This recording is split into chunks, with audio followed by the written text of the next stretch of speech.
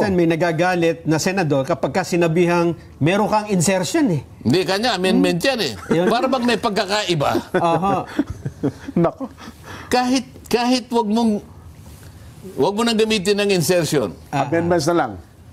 Hindi, wag mo rin gamitin ng amendment. Gumamit ka ng iba. Aha. O sabihin mo, saging na saba. Yun din yun eh. Nadagdag din yun eh. Opo. Di ba? Iniba mo doon sa dating nakalista yun eh. Yun. Binigyan ka ng kapamahalaan na maglagay ka ng sarili mo eh. Dati wala naman yun eh. Di ba? Nung ginagawa yung NEP, kinonsulta ka ba? Hindi. Hindi ka naman tinanong eh. Bakit nung bago matapos ang GAA, bakit ikaw nakapaglista ka? O ibig sabihin yan, nakapanaig din yung kagustuhan mo eh. Makakuha ka man lang ako ng ganito karaming lawyers. Opo. Kailangan mo doblehin yan. Kung na-approve na ng Kamara, kaya gusto nyo dagdagan. Wala pa pwede namin dagdagan yun eh. Ayun. So merong hindi pagkakasundo nga ang Kamara doon sa pondo na yun. Ngayon, magkakaroon ng BICAM ngayon. Kaya nga nag-uusap ngayon yung appropriations at saka yung finance namin. Hindi ko alam kung gaano ka-transparent ngayon. Dahil ngayon lang ako naging senador, hindi ko naman alam kung kasama ako sa BICAM o hindi. Pero nasama na ako ng BICAM nung ako'y nandun sa baba. Nung nasa Kamara kayo. Ginawa lang kaming props. Pinakain kayo namin, pinakain ng marami. Hindi man namin alam kung yung pinag-uusapan eh. Basta kain na kami ng kain eh. Kaya nung sinasama nila ko, ayoko na ako sumama dyan. Kayo na lang. Kasi hindi na nag-uusap-usap sila. Ngayon, ang pinakahuli ito yung BICAM. Yan. Ang resulta ng BICAM ay yung resulta ngayon nung diferensya ng NAP, ng NEP at saka nung GAA. At isama mo na yung sinabi ko. At kapag ka binawas mo yung nangyari rito, malalaman mo kung ilan yung nandito sa BICAM. Nung kunin ko yung figura na nanggagaling kay dating Secretary Manuel Bunuan, sabi niya, yung allocable 450B. Laki. Isipin mo nga laki yun, ha? Yung leadership 100 B. Ang program 150. Pagkatapos yung diferensya 400B. So maihinuha mo na doon kung ano yung nanggaling sa BICAM. Ngayon, pag tinotal mo yun, 1 trillion ang sobra. Kanina nagsimula tayong mag-analyze. Tama, In-assume na natin, ito na ang pangangailangan ng produkto, ng serbisyo, ng halos lahat ng mamamayang Pilipino. Ito na ang makakasapat. Maaring nagtiis tayo ng konti, higpitan ng sinturon, o maluktot dahil yung kumot ay hindi masyadong mahaba. Pero ito na yung kakayanin ng ating ekonomiya. Yan po yung NEP. Ito yung NEP. Gaya ngayon, 6.7 trillion. Di ba? 6.7. 6.7 trillion ang hinihinging budget. Nag-BICAM na, nag-usap-usap na, ano nangyari? 6.7 din eh. Ang nagiging problema, may nawala doon sa mga merong naidagdag. Hindi naman nababago yung kahilingan nila Sen, di ba? Nandun nga, merong magsasakripisyo doon dahil nga yung allocable, kailangan palitawin yung alin 400 pesos. Kasi tanggalin natin, ganito yung, kasi ito yung gusto ng mga ganito. Kaya nga nag-juggle eh. So, pagka naumpisa na yung pagpapalitan ng ganito, ito yung allocable. So, natupad yung allocable. Pero nagsakripisyo, yung dating inisip na para sa tao. So, naapektuhan pala yung proposal na galing mismo doon sa... Mawawala talaga eh. Kung naniniwala tayo na 6.7, yun ang talagang pangangailangan natin. Talagang ideal. Eh bakit merong allocable? Ba't merong unprogram? Ba't merong leadership? Di ba? So ang dapat ako, siguro kung akong tatanungin nyo ngayon. Para masolusyonan ito, Sen. Sa panig ng mga senador, halimbawa, ako, ngayon pa lang, isasuggest ko na sa kanila. Total, pinag-uusapan natin ang insertion, yung amendment, yung palistahan, over and above, yung NEP. At merong nagkakaroon ng konting alingas-ngas dyan, merong pumalag dyan kasi may nagsabi na yan ay hindi mabuti, yan ay pinagmumula ng ganyan. Lalo na yung salitang insertion, nagkaroon siya ng negative connotation. Isiningit kasi dating eh. Parang isiningit, hindi naman kailangan isiningit. Pagkatapos, nababanggit palagi yung insertion, lalo na yung program. na associate ngayon dun sa mga flood control projects. Kaya merong isang sinabi niya, aba, bubusisiin ko yan. Lahat ng mga senador kanya sa 2025 budget, nagkaroon halos lahat ng insertion. So negative yun. Kasi yun nga, ang dating na kanya sinabi. Ngayon, siguro sa akin, dahil nagkaroon sila ng pagtatalo tungkol dyan. Although sinabi noong Senate President, hindi naman yung insertion or amendment, yan naman ay parte ng budget process. Totoo po. Kung parte ng budget process, bakit merong nagsabi na bubusisiin niya? O bakit may nagsabi na kung bakit pinayagan yan? Ibig sabihin, kung pinipigilan niya na dapat na hindi nangyari yon, hindi tama. Masama. Di ba? Sen, may nagagalit na senador kapag sinabihang meron kang insertion eh. Hindi, kanya amendment yan eh. Para bang may pagkakaiba. Nako. Kahit wag mo nang gamitin ng insertion. Amendments na lang. Hindi, wag mo rin gamitin ng amendment. Gumamit ka ng iba. O sabihin mo, saging na saba. Yun din yun eh. Nadagdag din yun eh. Di ba? Iniba mo doon sa dating nakalista yun eh. Yun. Binigyan ka ng kapamahalaan na maglagay ka ng sarili mo eh. Dati wala naman yun eh. Di ba? Nung ginagawa yung NEP, kinonsulta ka ba? Hindi ka naman tinanong eh. Bakit nung bago matapos ang GAA, bakit ikaw nakapaglista ka? O ibig sabihin yan, nakapanaig din yung kagustuhan mo eh. So masama ba kung halimbawa, ako bilang isa sasabihin ko, pasimulan po natin yung transparency. Halimbawa, sabihin ko sa mga kasama ko, at least sa Senate, yung wala akong kapangyarihan sa House of Representatives. Sa Senate, sasabihin ko, mga kasama, huwag na tayong pumayag na magkaroon ng insertion or amendment. Ano man ang katawagan, simulan na natin ngayon sa 2026. Huwag na tayong gumamit o magpagamit, ano man ang gusto nyo sabihin dyan. Wala na pong insertion, wala nang amendment, at least sa panig ng mga senador. So ibig sabihin po nun, di wala na yung allotment, allocable, mga ganun. Kung ano man yung katawagan, kung may allocable, kung merong leadership, kung ano-ano. Ang program mo, halimbawa ba, no? Wala na. Aalisin na po doon sa NEP yun. Para lang maging transparent, para ngayon walang masabi, para walang nag-aaway-away, walang nagsisintimiento, walang pumapalag. Kasi ang pinag-aawayan tungkol sa insertion eh. Halimbawa, nung ako'y bata pa, karaniwan, pag bata ka, kayong magkakapatid, nag-aaway-aaway din kayo eh. Opo naman, hindi maiwasan yan.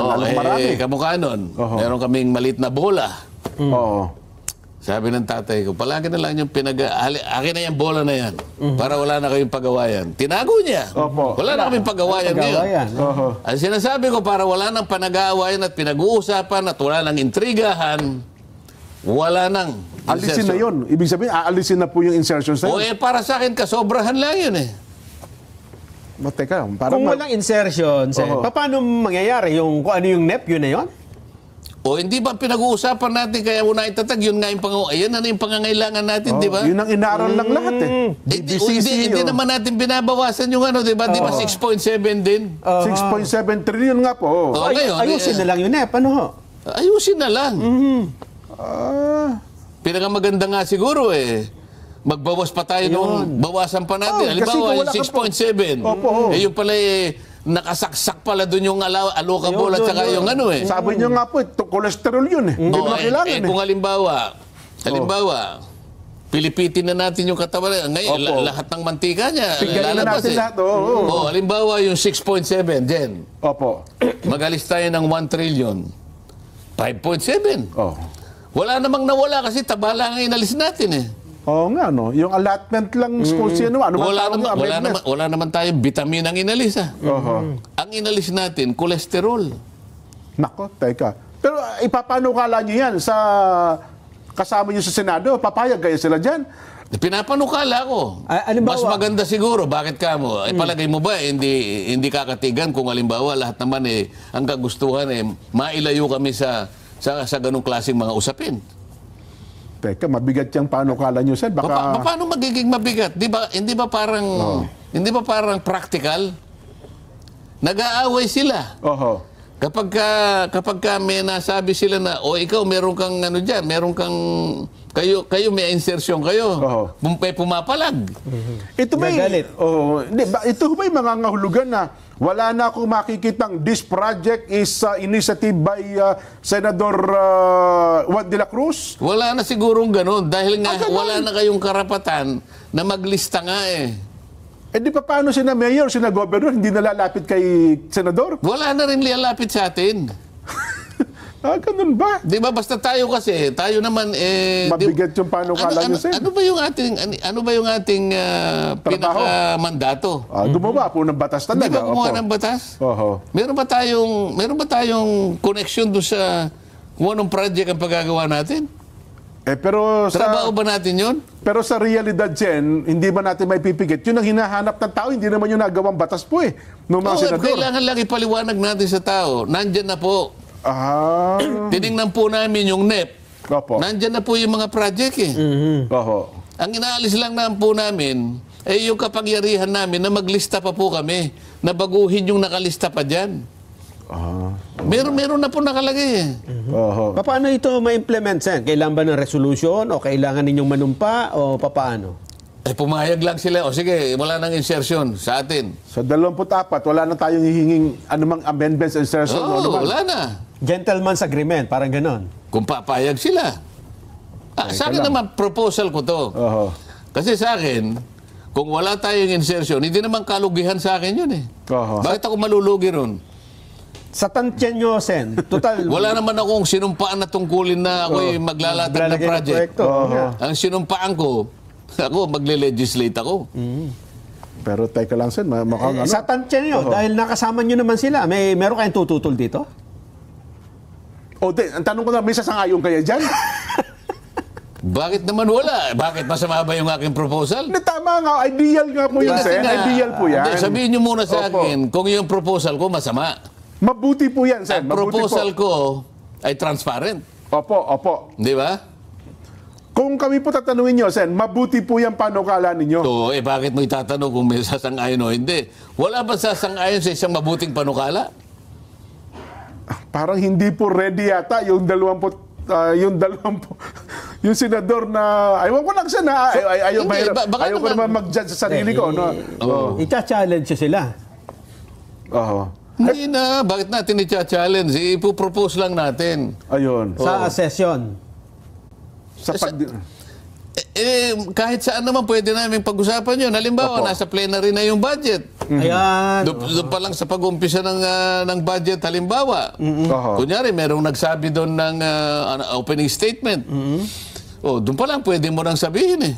Ayun, propose nyo na huwag nang maglagay ng... Halimbawa, doon pa lang sa doon sa kauna-una. Kasi nung nasa house ako, pinag-uusapan pa lang general principles. Opo, eh. opo. Aha. Di nandun ngayon yung mga economic cluster. Opo. Mga kaibigan, kayo pong lahat ay nandito. Nandyan po yung NEDA. Anong pangalan na ng NEDA ngayon? Si DepDep. Ha? Development, DEB. DepDep. DepDep, yes po. Opo. Nandyan ang DepDep, nandyan ang Central Bank, nandyan ang Department of Finance, nandyan ang DBM, BM, nandyan ang Department of Trade, nandyan si Secretary Frederick Go. Opo. Di ba? Ito po bang 6.7 na ito pwede pa natin bawasan? Oho. Dapat nga ganun eh. Pwede kasi wala namang... Pero ito, Sen, paano kung halimbawa ay... Kasi alam niyo naman ang Senado, kayo po ay majority rule, di ba? Majority wins. Eka nga, paano kung hindi pumayag ang karamihan doon sa proposal ninyo? Wala akong magagawa sapagkat alam mo naman ang Senado o ang Congress deliberative body ito. Yes, yun na nga po. Oo, kung ano ba pag-usasan na mas ang marami. kaya ko lang sabihin, ipahayag ko kung ano yung mabuti para sa akin. Oho. At kung halimbawa, naintindihan nila na mabuti, kagaya ninyong dalawa, at Opo. least nawunawaan Oho. ang aking hangarin na para kami makaiwas Sa doon anumang kontrobersya pa man. anumang oo. kontrobersya sapagkat yung insertion na yan ay nagkaroon na ng negative connotation. Oho. Nagkaroon ng masamang impresyon sa ating mga kababayan. Opo. Hindi ba magandang pasimula na wag na muna nating wag na muna tayong sumali diyan? Aha. Tama. At least tayong mga senador pumayag tayo na wala nang amendment o wala nang insertion sa panig natin. Oho. Kung wala sa inyo, kasi di ba, dalawa yan eh. Paano kung ang lower house po meron na sila? Kaya yun, na-submit na po sa inyo yung budget. Oo, bahala sila. Ang sa akin lang, ang aking ina-address, mga kasama ko sa Senado. Yun. Baka naman pagdating ng araw, kako, bago natin ito ay mapapirma sa Pangulo, baka magmungkahi din sila. O sige, alisin na rin yung sa amin. Oho. Di ba? So pilitin nating ibaba yung 6.7, gawin na lang nating 5.7. Di ba? Kasi sa experience natin, kamukha nitong 2025 nito, hindi pa natapos. Oktubre pa lang. Ito, lumitaw na ang napakalawak at napakalalim na anomalya dito sa flood control. Hindi naman pala napunta sa ikabubuti ng ating mamamayan. Nalustay mahigit na 1 trilyon. Hindi pa natatapos ang taong ito. Sa mga tweet, hindi natin kailangan yung 1 trilyon. Napalabas natin, taba lang pala ito eh. Pero kung wala itong taba na ito, wala pinagawa yan. Tama po. Ako sa tingin ko, napakaganda po niyang panukala niya para maalis na rin yung kontrobersya sa 24 na senador. Kung ang pag-uusapan ay insertion, amendments, ano man ang tawag dyan, sana lang, ano? Kung may nakikinig man kayong kasamang senador ngayon, sumuporta. Meron na. Meron na ba? Meron na akong alam na susuporta dyan. Si Senador Risa Ontiveros. Kasi sa kanya ay masama talaga insertion at ayaw niya yan. Hindi lamang siya, si Senador Lacson. Di ba? Tatlo na kayo. Mulat sa pool hindi siya. Tatlo na kayo. Hindi, kasi meron iba dyan ayaw din pero totoo, nakalista meron ayaw lang sa salita. Senador... ang alam ko si Senador Lacson, ayaw niya kasi nga siyang nagpasimula eh. Opo, noon pa man. Magtatanong ako, bubusisiin ko yan.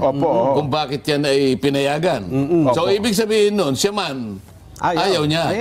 So, sa mga tweet, baka siya pumayag din sa aking proposal. Ayan. Tatlo na sila dyan. Baka meron ko pa naiisip. Paano maging tatlo? Dalawa nga lang yung sinabi ko sa'yo. Si Senador Risa. Ayaw din daw niya. Ayaw. Tinatanggi niya na hindi siya payag sa may insertion. Tinatanggi niya pero meron siya Kaya hindi pa natin sigurado kung anong kanyang posisyon. Palagay ko, ayaw talaga niya.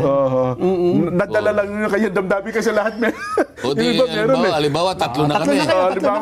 Ako naman, masaya na ako pag nakakuha na ako ng dalawa. At least may pumanig sa akin. Paano kayo mga tao dyan? Kaya yung mga halimbawa, yung mga kaibigan naming senador, mga kaibigan naming mga mayor, mga barangay kapitan, pasensya na po kayo total, nandyan naman po sa NEP, nakita naman po namin. Ang gawin na lang po namin, tulungan namin kayong bantayan na yung pong nakalista rito talagang papunta sa inyo para hindi na po makuha ng kung sino-sino. Buti sana, kasi meron hong mga governor, mayors, LGUs na wala namang kayo kausap doon sa national government. Hindi sila nakakalapit. Hindi napapasok yung proyekto po nila sa lokalidad. Nakita ko yung sinasabi mo, naintindihan kita. Maaring manlumo sila dyan, maaring malungkot sila. Paano pong gagawin ko? Meron pong isa sa amin na nagsabi, bubusisiin niya pagka merong insertion. Ibig sabihin, merong isa sa amin, ayaw pumayag. Kaya ko lang naisip ito, para hindi po kami nag-aaway-away, may pinanggalingan po yung aking proposal. Tama, Kasi po, matagal ko na sinasabi, itong isa, sinabi niya, hindi tama. Sabi naman nung isa, tama. Ayaw naman nilang i-clarify kung sino ang tama ang sinasabi. Naisip ko tuloy na, para wala nang pinag-uusapan, tanggalin na natin ang insertion. At least sa mga senador. At hintayin natin kung sino yung papayag at hindi papayag. Yan, yung ating mga kasamang reporter dyan sa Senado, yung Senate reporters, Mayan Corbera. So, yan ang storya natin siguro malaki ngayon. Isa-isahin nyo na yung lahat ng senador kung sino papabor sa panukalang ito ni Senador Rodante Marcoleta. At isangkot naman natin, Sen, ang ating mga kababayan ngayon. Doon sa sinabi nun yan. Akala ko, wala na naman Vox Populi. Alam mo ako, pagka walang Vox Populi, nalulungkot ako Ito po, magsasalusaluhan natin ito. Ang atin hong magiging Vox Populi, dapat nga bang alisin na ang insertion, amendments, ano man ang tawag nila dyan, sa atin pong pambansang budget? Yan. Sundin na lang natin yung nakalagay sa NEP. Sen, ganun po ibig sabihin. Yun na lang. Ulitin ko po ang tanong sa ating mga kababayan. Dapat nga bang alisin na ang insertions, amendments, ano man po ang tawag dyan, Ang pinag-uusapan po sa Senado, kasi sa Kamara, sabi nga ng Sen, wala kayong kapangyarihan doon, Sen, no? Nahimay na nila eh. Oo, meron na po silang sinabit, Oh. Payag ho ba kayo? Alisin na yan?